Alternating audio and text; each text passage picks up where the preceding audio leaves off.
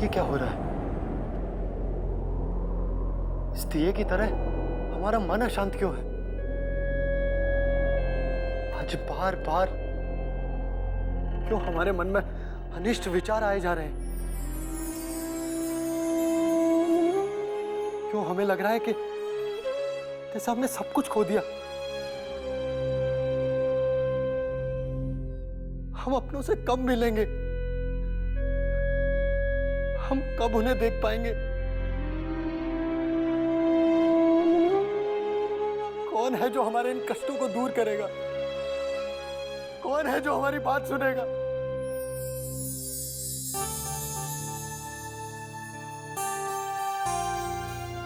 युवराज, राजकुमारी, आप?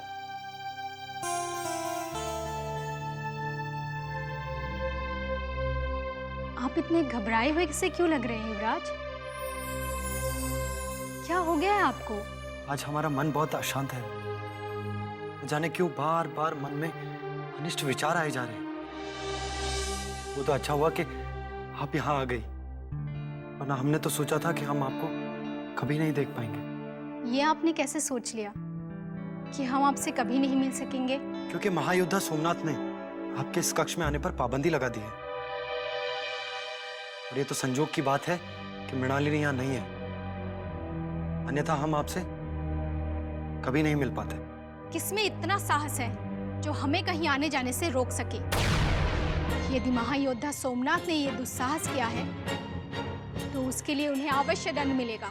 उन्हें दंड मिले या ना मिले, परंतु अब हम यहाँ नहीं रह सकते राजकुमारी। आपने हमें कष्टों से मुक्त करने के लिए जो योजना बनाई है वो कब पूर्ण होने वाली है? हमें शीघ्र बताइए। हाँ, वो बस प्रणाम राजकुमारी जी। आप इस कक्ष में? हमें यहाँ देखकर तुम्हें कष्ट क्यों हो रहा है? और हमसे प्रश्न पूछने का तुम्हारा साहस कैसे हुआ? आपके सामने प्रश्न पूछने की मेरी क्या बिसात है राजकुमारी जी, परंतु महायोद्धा सोमनाथ जी का आदेश है कि आप अतिथि युवराज से मिलने इस कक्ष में नहीं आ सकती हैं। महायोद्धा सोमनाथ कौन होते हैं? हम पर कोई रोक टोक लगाने वाले? क्या वो जानते नहीं हैं हम कौन हैं? हमारी शक्ति क्या है? क्षमा कर दीजिए राजकुमारी जी, मैं केवल अपने कर्तव्य का पालन कर रही हूँ। आपके लिए अच्छा होगा कि आप अपने कक्ष में अति शीघ्र लौट जाइए, वरना मेरे ऊपर संकटों का पहाड़ टूट पड़ेगा। संकट तो महायोद्धा सोमनाथ पर आने वाला है। हम महारानी जी से कहकर उन्हें अवश्य दंड दिलाएंगे, और साथ में तुम्हें भी। अब हम चलते हैं युवराज, अति शीघ्र आपसे फिर मिलने आएंगे।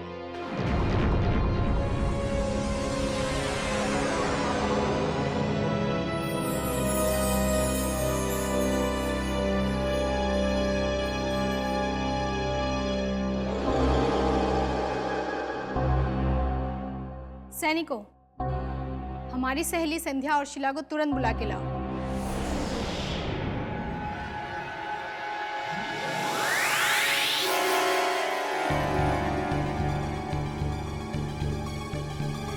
यदि मृणालिनी वहां अचानक आ नहीं जाती तो फिर हमें ये अवश्य पता चल जाता कि राजकुमारी किशोरी और युवराज इंद्रजीत सिंह के बीच में आखिर चल क्या रहा है।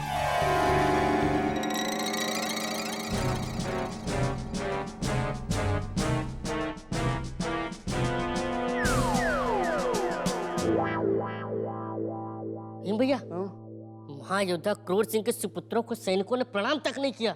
बलवान, महल में हमसे कोई डरता भी नहीं है। भीम भैया, केसरिया आ रही, चलो उसको डराते हैं। चलो।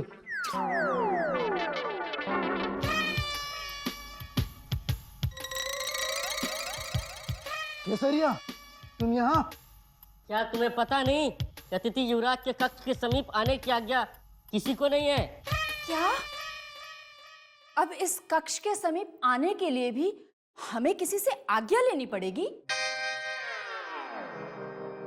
ये महल हमारा ही तो है, और हम इस महल में स्वतंत्रता पूर्वक कहीं भी आ जा सकते हैं, कहीं भी घूम सकते हैं।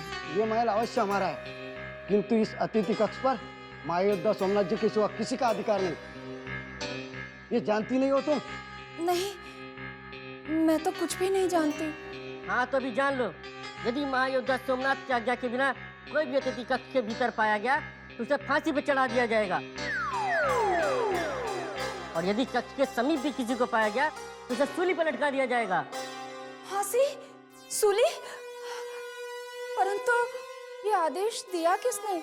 मैंने। महायोद्धा सोमनाथ जी। हाँ, महायोद्धा सोमनाथ जी के सिवा ये आदेश देने का साहस कौन कर सकता है? उन्होंने तो राजकुमारी किशोरी तक पर पाबंदी लगा कर रखी है, तो तुम किस खेत की मूली हो? यदि मुझे पहले से पता होता तो मैं इस कक्ष के समीप तो क्या, मैं इस महल के अंदर भी नहीं आती। ठीक है, अब बार बार क्षमा मांगकर फालतू में समय नष्ट मत करो। छोटे भैया, अभी तक केसरिया ने क्षमा कहाँ मांगी?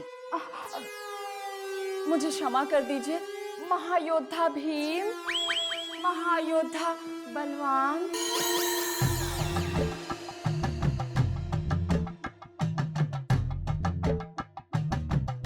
भीम भैया मजा आया ना? डर गई केसरिया, डर गई। भीम भैया अब तो महायोद्धा सोमनाथ के नाम से किसी को भी डरा सकती है। हाँ? चलो मेल में मजा लेती है।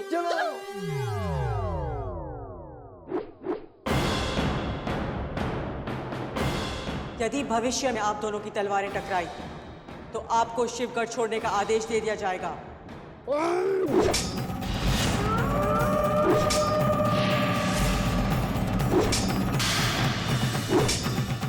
आपको शिवगढ़ छोड़ने का आदेश दे दिया जाएगा।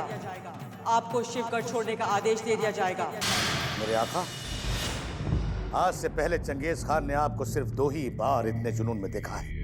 पहली बार तब जब आपको यह पता चला था कि आपके बड़े भाई बद्रीनाथ, मेरे बड़े आका ने उस भवानी सिंह को अपना शागिर्द बना लिया है, और दूसरी बार तब जब उसी चूहे ने महाराज शिवदत्त के दिल में अपनी साजिशों से बिल बना दिया था।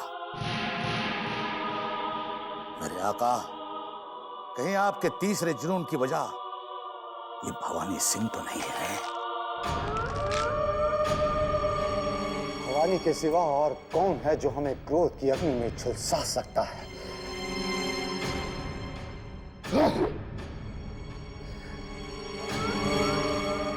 हमने अपनी तलवार को फेंक कर अपने आप को निहत्था कर दिया है चंगेज खान। हम महारानी कलावती और राजकुमारी किशोरी के दिल में जगह बनाना चाहते हैं। इसके लिए हमें हिंसा को त्यागना होगा चंगेज खान। ये क्या कह रहे हैं आप मेरे आका? इस चंगेज खान को खून से नहाने की आदत डालकर खून खराबा छोड़ने के लिए कह रहे हैं? रोजे क्यों रखवा रहे हैं मेरे आका?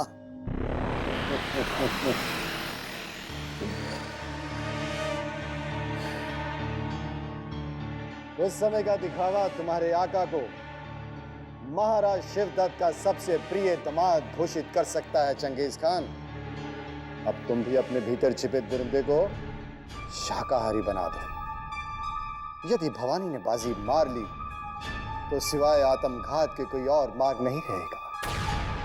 वाह वाह मेरे आका वाह! आपने ये बात कह के आज ये फिर से साबित कर दिया कि आपकी चाल आपकी शमशीर से ज्यादा जहरीली होती है। और चंगेज खान ये भी समझ गया कि आज के बाद चंगेज खान खून को तभी हाथ लगाएगा जब उसका आका उसे हुक्म देगा। लेकिन इस बीच अगर किसी ने आपकी शान में गुस्ताखी करने की कोशिश की तो यह गुलाम आपकी हुक्मतुली करने पर मजबूर हो जाएगा। लेकिन एक बात का वादा करता है चंगेज खान कि आज से चंगेज खान रोजे रखेगा, और ये रोजा तब खुलेगा जब आप अपने किसी दुश्मन का कत्ल करने का हुक्म देंगे। खुदा हाफिज मेरे आका।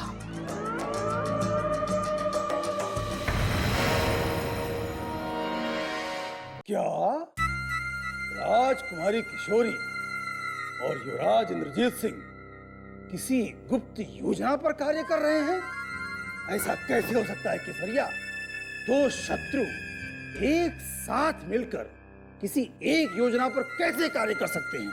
इसी बात पर तो मुझे भी आश्चर्य हो रहा है हुजूर, परंतु ये सत्य है, क्योंकि जब मैं राजकुमारी किशोरी का रूप लेकर अतिथि युवराज के कक्ष में पहुंची, तब स्वयं अतिथि युवराज मुझसे किसी योजना के बारे में कुछ कहने ही जा रहे थे कि तभी मृणालिनी वहां पर आ गई और उसने मेरे सारे परिश्रम पर पानी फेर दिया हुजूर।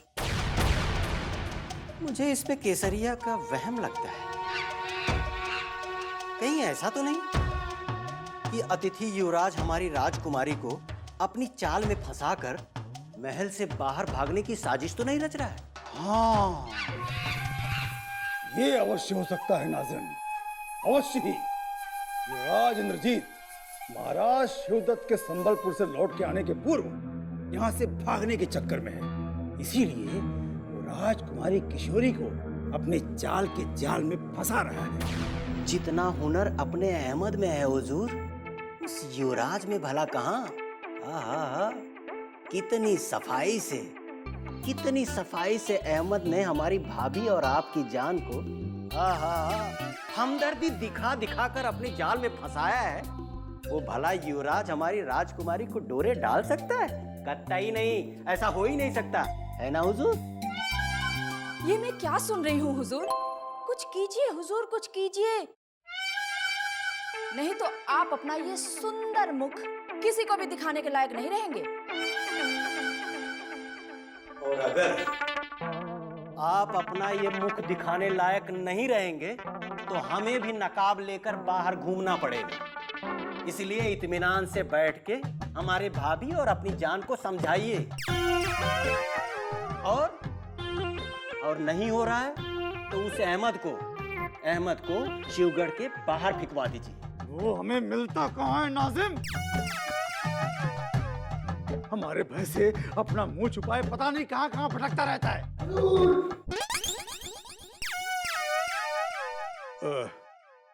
उस मनहूस की आवाज तुम दोनों को सुनाई दे रही है या हमारे कान बूढ़े हो गए हैं? हुजूर, जब तक आपका इतना सुंदर चेहरा जवान है, आपके कान बूढ़े कैसे हो सकते हैं?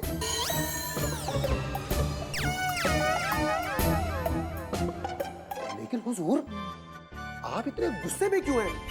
ओह, समझ गया, आप हमारी याद में बेचैन हो रहे होंगे, है ना हुजूर? दूर हो जाओ हमारी दृष्टि से, अन्यथा हम तुम्हारा सिर काट के शिवगढ़ से दूर फिकवा देंगे। हुजूर, आप मालिक हैं, आप कुछ भी कर सकते हैं, लेकिन हुजूर मैंने किया क्या है जो बिना बात के आप इतने नाराज हो रहे हैं? किया क्या है ये पूछो कि किया क्या नहीं है। जिस थाली में खाते हो उसी में छेद करते हो। भाभी जान को बाहर बाग में घुमाने ले जाते हो, हैं? हुजूर के घर के बाहर ऐसे भिन भिनाते रहते हो जैसे गुड़ पे मक्खियां। कीड़े पड़े तेरे मुंह में नाजिम।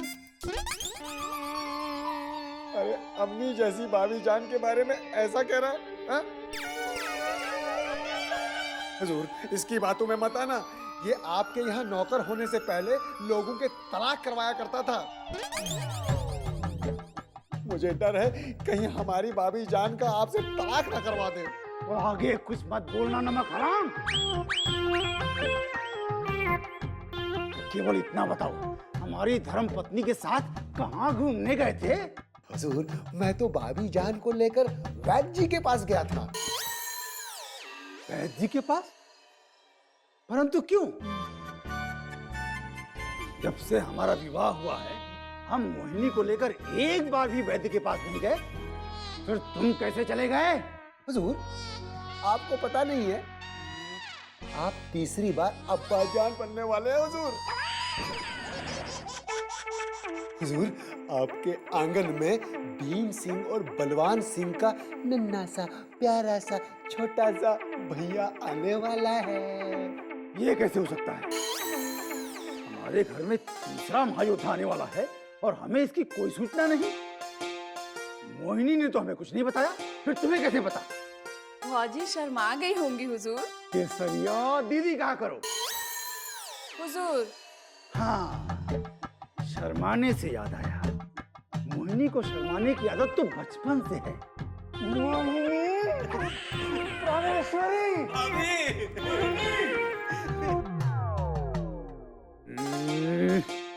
भीम और बलवान के छोटे भाई का नाम क्या होना चाहिए? बलवान से छोटा शैतान, हैरान, परेशान? नहीं नहीं नहीं नहीं नहीं, हाँ, हनुमान। भीम, बलवान, हनुमान, ये अच्छा है। मैंने कहा अदावर से हुजूर क्रूर सिंह साहब।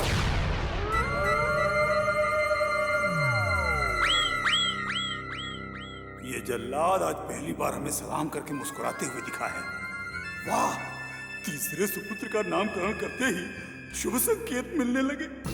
वक्त आने पर गधे को भी बाप बनाना पड़ता है चंगेज खान। जिस बेवकूफ को मैं पूरे महल में ढूंढ रहा था वो खुद ब खुद चल के मेरे पास आ गया।